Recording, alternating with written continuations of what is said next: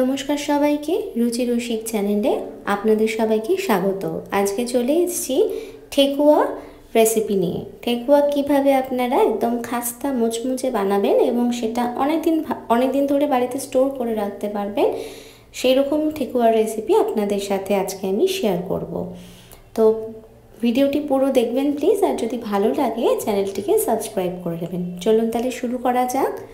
প্রথমে এখানে আমি নিয়েছি 2 কাপ আটা। এখানে আটা ময়দা মিশিয়ে আমি করছি। 2 কাপ আটার সাথে দিয়ে দিচ্ছি 2 কাপ ময়দা।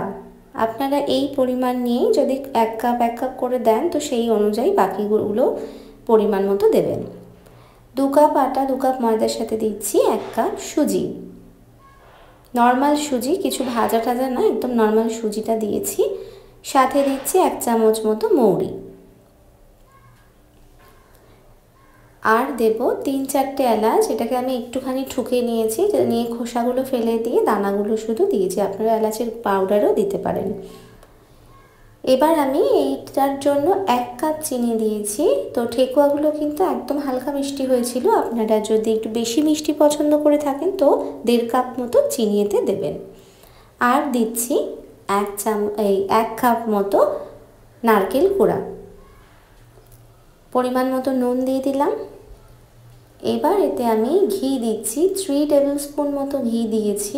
আপনারা শুধু ঘি দিয়েও করতে পারেন। আমি এখানে ঘির সাথে 4-5 চামচ রিফাইন্ড অয়েল অ্যাড করেছি। আপনারা শুধু ঘি বা ডালডা দিয়েও কিন্তু করতে পারেন। সবগুলো দেওয়া হয়ে গেছে জিনিস। এবার আমি এগুলোকে ভালোভাবে মিক্স করে নেব। এই ঠেকুয়া কিন্তু বানানো ভীষণ সোজা, জাস্ট সবগুলো জিনিসকে ঠিকঠাক পরিমাণে মেশাতে হবে, তাহলেই কিন্তু ঠেকুয়া একদম খাস্তা মুচমুচে তৈরি হয়ে যাবে। কারা কারা আমার মতো ঠেকুয়া খেতে খুব পছন্দ করেন আমায় জানাবেন কমেন্ট করে। এই দেখুন, এইভাবে মেখে নিয়ে দেখবেন এরকম যখন হাতে এভাবে দলা পাকিয়ে যাচ্ছে, তার মানে মাখাটা কিন্তু ঠিক হয়েছে। এবার এতে আমরা জল দেব। জলটা একদমই একবারে দিয়ে দেওয়া যাবে না, অল্প অল্প করে দিতে হবে আর মাখতে হবে।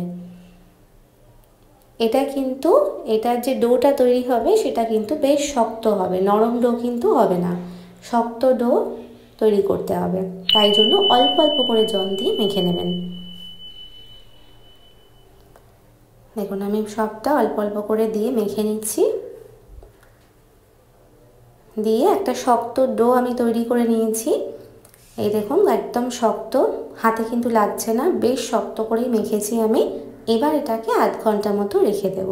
যেহেতু সুজি দিয়েছি তো সুজিটাও একটু এই সময় ফুলে যাবে আর চিনিটাও পুরোপুরি মেল্ট হয়ে যাবে। আধ ঘন্টা পর এটাকে আমি আবারও বেশ কিছুটা মেখে নেব। একটুখানি ভালোভাবে মেখে নেওয়ার পর এটাকে আমি শেপ দেব। দেখুন, আরও একবার, এতক্ষণে চিনিগুলো কিন্তু সমস্ত গলে গেছে, সুজিটাও বেশ ফুলে গেছে। এইবার আমি পছন্দ মতো, আপনাদের কাছে মোল্ড থাকে তাহলে তাতে করে বানাতে পারেন, আর যদি না থাকে আমার মতো এভাবে হাত দিয়েও কিন্তু বানাতে পারবেন। এইভাবে চাপটা চাপটা করে নিয়ে তাতে আমি একটা ছুরি দিয়ে ডিজাইন করে, যেমন ইচ্ছে আপনারা বানাতে পারেন, জাস্ট এরকম গোলও রেখে দিতে পারেন, আবার এভাবে কাঁটা চামচ বা ছুরি দিয়ে ডিজাইন করে দিতে পারেন। আর মোল্ড থাকলে তো সেটা আরও ইজি হয়ে যাবে, একেবারে ডিজাইন হয়েই যাবে। তো এভাবে আমি সবগুলো বানিয়ে নেব। আরও 2-1টা আমি বানিয়ে দেখিয়ে দিচ্ছি। এই দেখুন, এভাবে ভালোভাবে 4টা মতো একটা বল বানিয়ে নিচ্ছি, নিয়ে তার উপরে ডিজাইন করে দেবো।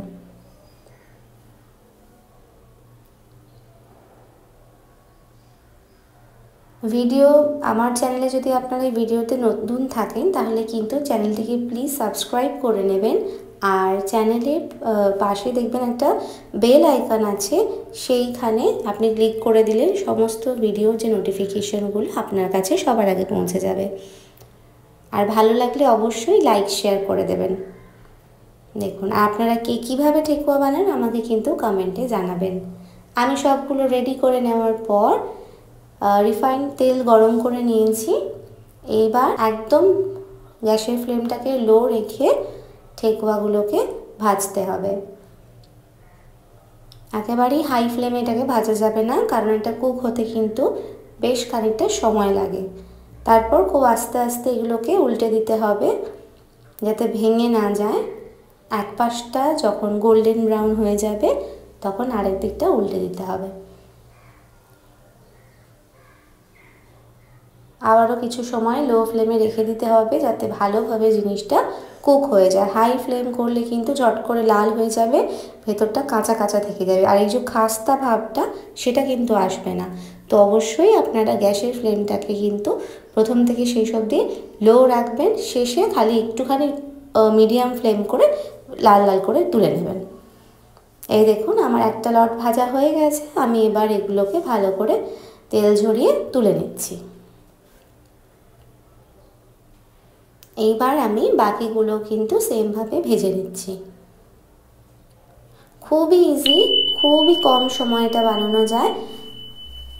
জিনিসগুলো শুধু পরিমাণ যদি ঠিক থাকে তাহলে কিন্তু আপনারা বাড়িতে ঠিক আমার মতোই মুচমুচে খাস্তা ঠেকুয়া বানিয়ে নিতে পারবেন। দেখুন আমার ঠেকুয়া কিন্তু রেডি, আমি একটা আপনাদের ভেঙে দেখিয়ে দিচ্ছি।